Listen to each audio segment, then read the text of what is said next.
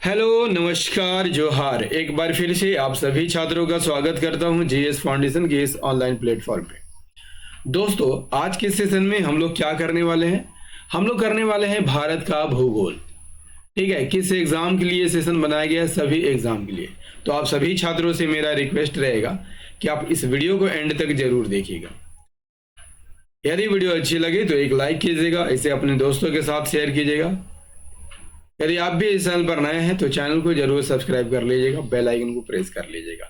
इससे क्या होगा, मेरे आने वाली हर वीडियो का नोटिफिकेशन जो है आपको सही समय पर मिल सकेगा। तो चलिए शुरुआत करते हैं आज के सेशन की। पहला सवाल क्या है? निम्नलिखित में कौन सी नदी गंगा नदी प्रणाली का हिस्सा नहीं है? ठीक है, धनसिरी। पहला ऑप्शन है धनसिरी।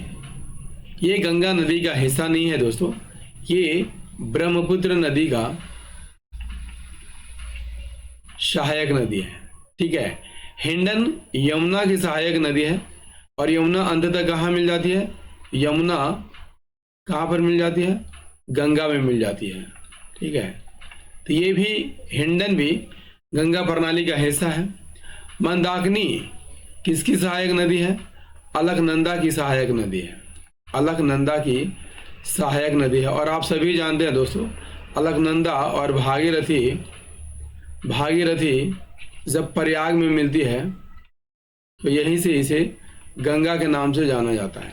तो मंदाकिनी भी जो है गंगा नदी का हिस्सा है और सोन नदी गंगा में डायरेक्ट मिलती है। कहाँ पर? पटना में।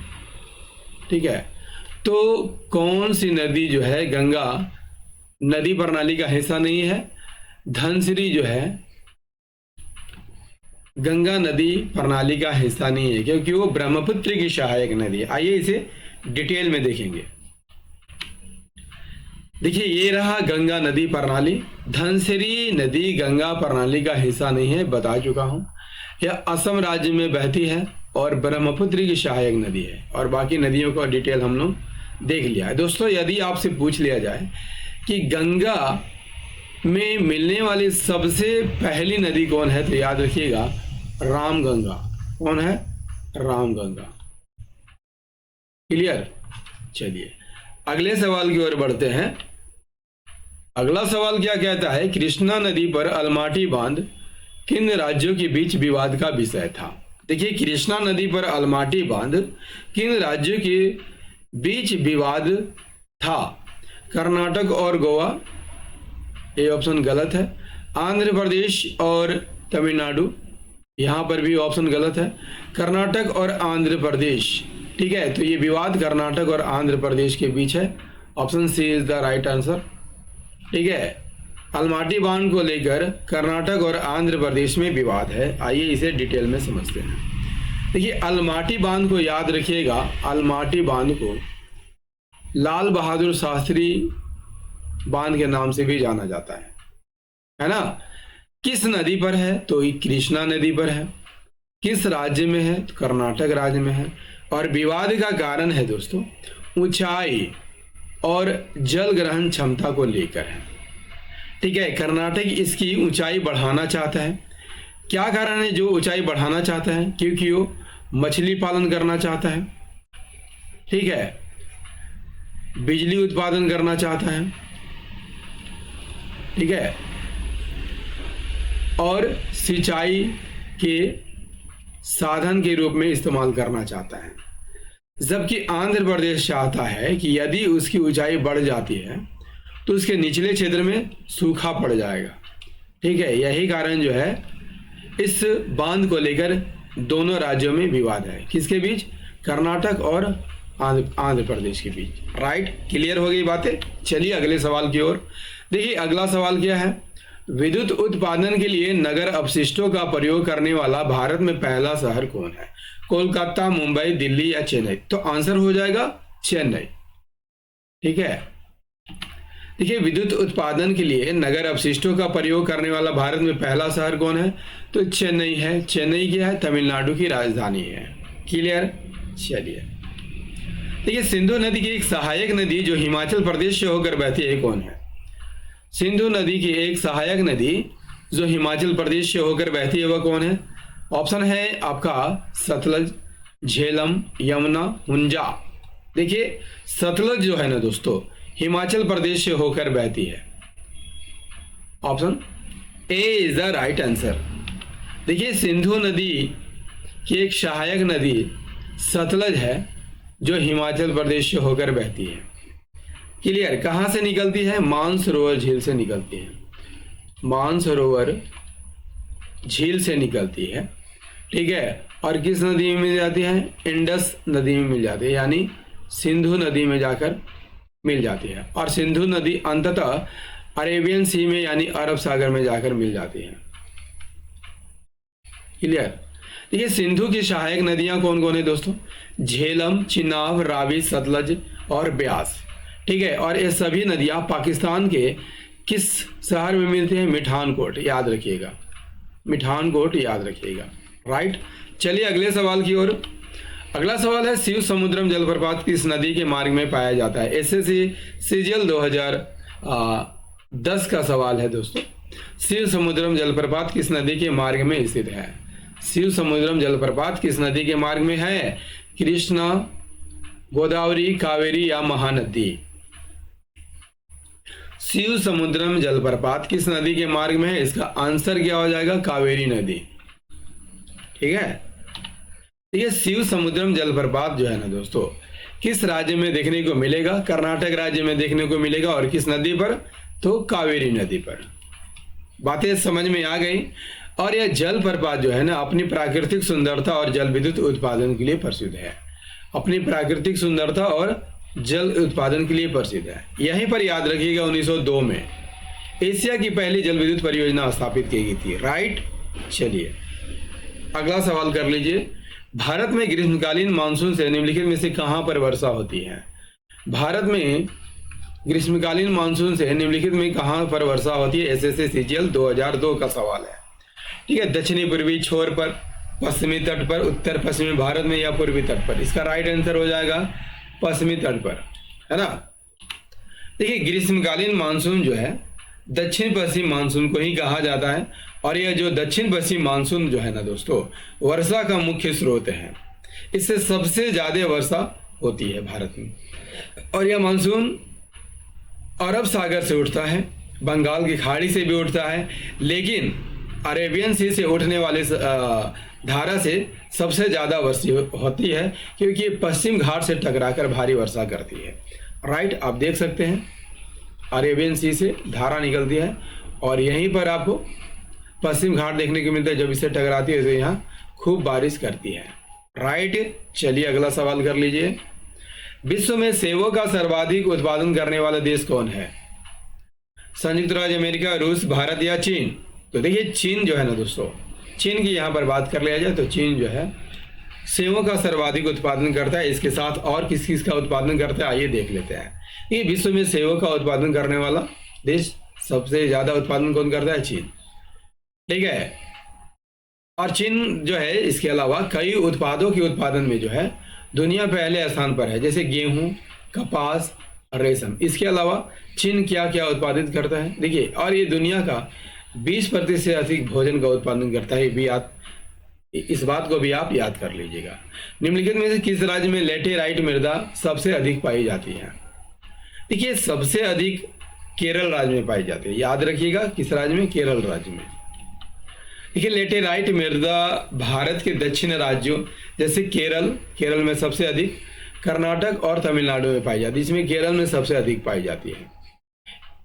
लेटेराइट मृदा क्या होती है दोस्तों? यह एक प्रकार का मृदा है जो हाई टेम्परेचर और भारी वर्षा वाले क्षेत्रों में बनती है। देखिए उत्तर प्रदेश, राजस्थान, पंजाब में कैसी कैसी मिट्टियां मिलती है इसे देख लेते हैं। ऑप्शन में उत्तर प्रदेश, राजस्थान, पंजाब दिया हुआ था, तो उत्तर प्रदेश में जलोढ़ मृदा पाई जाती है, ठीक है। राजस्थान में रेतीली और शुष्क मिट्टी पाई जाती है। और पंजाब में कैसी मिट्टी पाई जाती है? जलोढ़ मिट्टी पाई जाती है, ठीक है। यानी उत्तर प्रदेश और पंजाब में जलोढ़ मिट्टी पाई जाती है और राजस्थान में रेतीली और शुष्क मृदा पाई जाती है। अगला सवाल क्या है? एसएससी एसपीओ का सवाल है। एसएससी खरीफ की फसलें बोई जाती है दक्षिण पश्चिम मानसून के प्रारंभ होने पर, दक्षिण पश्चिम मानसून के अंत में ठीक है। अंत में उत्तर पूर्वी मानसून के प्रारंभ होने पर या उत्तर पूर्वी मानसून के अंत में। देखिए यहाँ पर दक्षिण पश्चिम मानसून जब प्रारंभ हो जाता है तो खरीफ फसलें बोई जाती है। Option A is the right answer. Kharif फसलें दक्षिण पश्चिम मानसून के प्रारंभ होने पर बोई जाती है। बता चुका हूं खरीफ फसलों की बुआई कब होती है, तो जून जुलाई में होती है।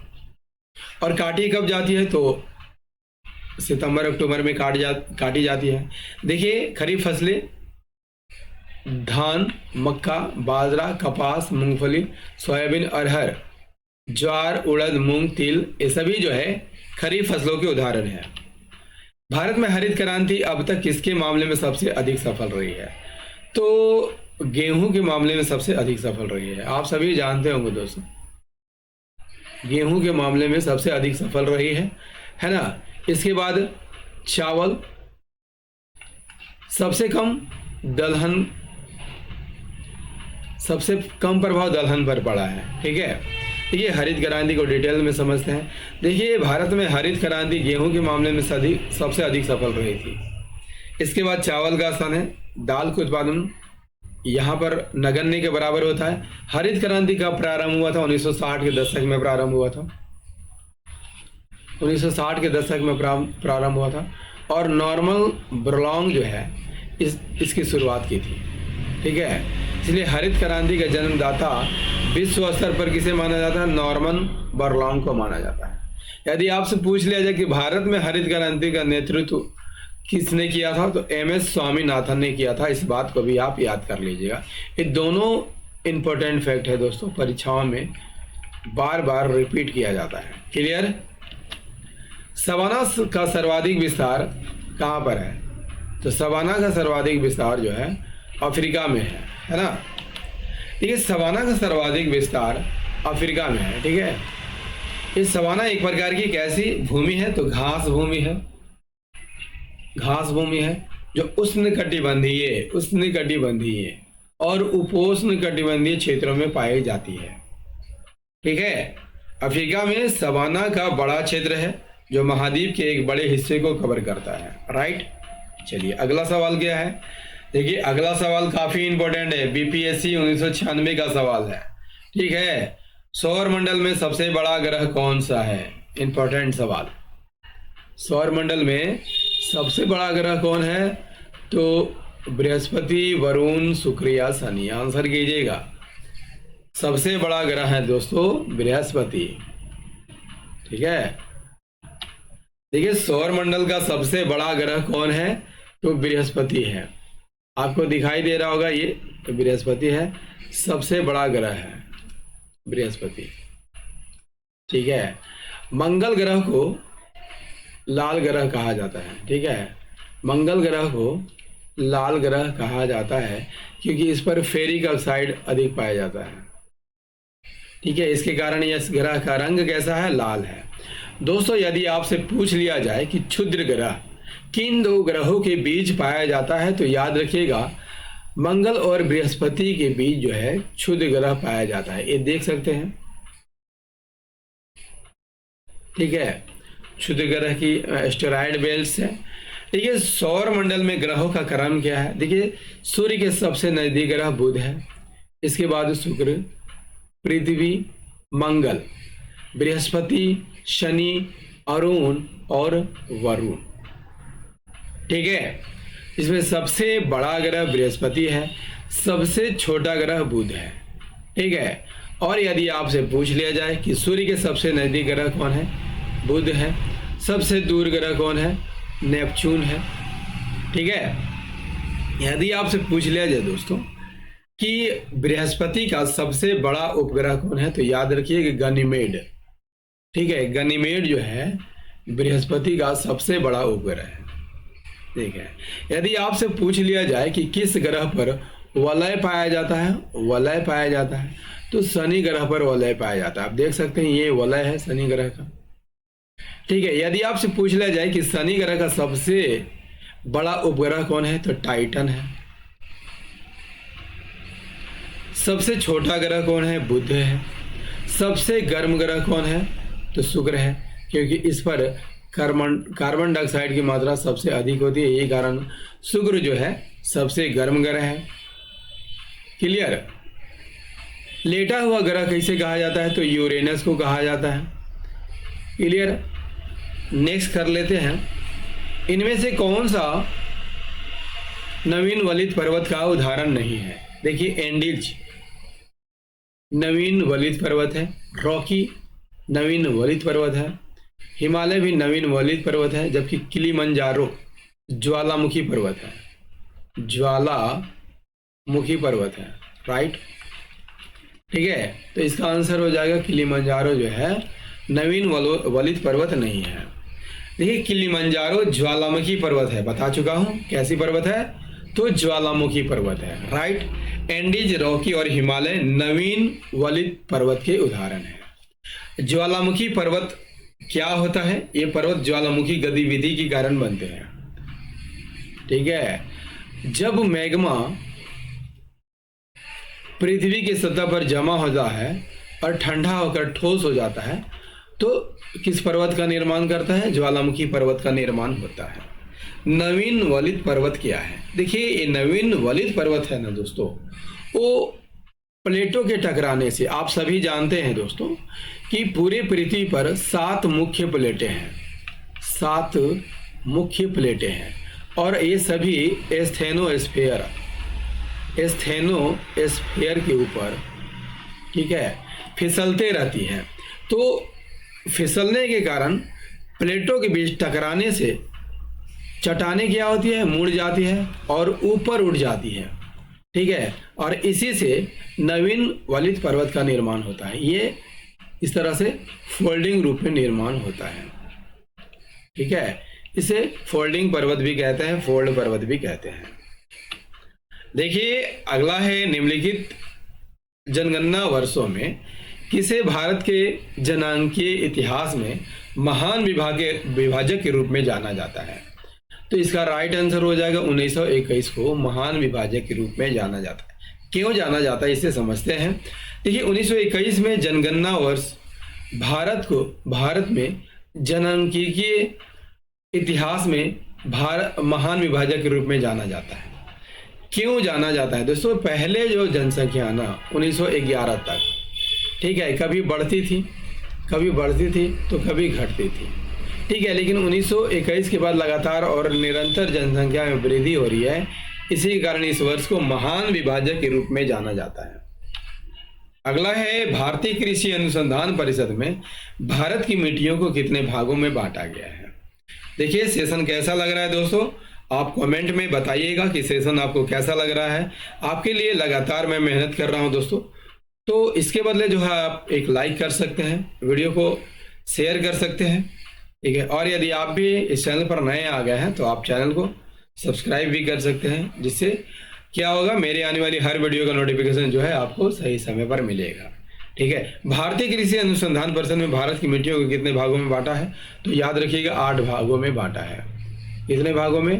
तो 8 भागों में बांटा है। भारतीय कृषि अनुसंधान परिषद ने भारत की मिट्टियों को कितने भागों में बांटा है? तो 8 भागों में बांटा है। 8 भागों में बांटा है। ये 8 भाग कौन कौन है? जलोढ़ मिट्टी, काली मिट्टी, लाल मिट्टी, लेटेराइट मिट्टी, पर्वतीय या वन मिट्टी, शुष्क या मरुस्थलीय मिट्टी, लवणीय मिट्टी और पीट या मार्स मिट्टी। हो गया क्लियर दोस्तों? भारत के भूगोल का ये सेशन आपको कैसा लगा? उम्मीद करता हूँ काफी अच्छा लगा होगा। और यदि सेशन पसंद आया हो दोस्तों तो एक लाइक अवश्य कीजिएगा। इसे अपने दोस्तों के साथ, रिश्तेदारों के साथ, जितने भी कंपटीशन की तैयारी में लगे हुए इन सभी के साथ शेयर कर दीजिएगा। और यदि आप भी इस चैनल पर नए हैं, चैनल को जरूर सब्सक्राइब कर लीजिएगा, बेल आइकन को प्रेस कर लीजिएगा। मिलते हैं अगले सेशन में, तब तक के लिए जय हिंद, धन्यवाद।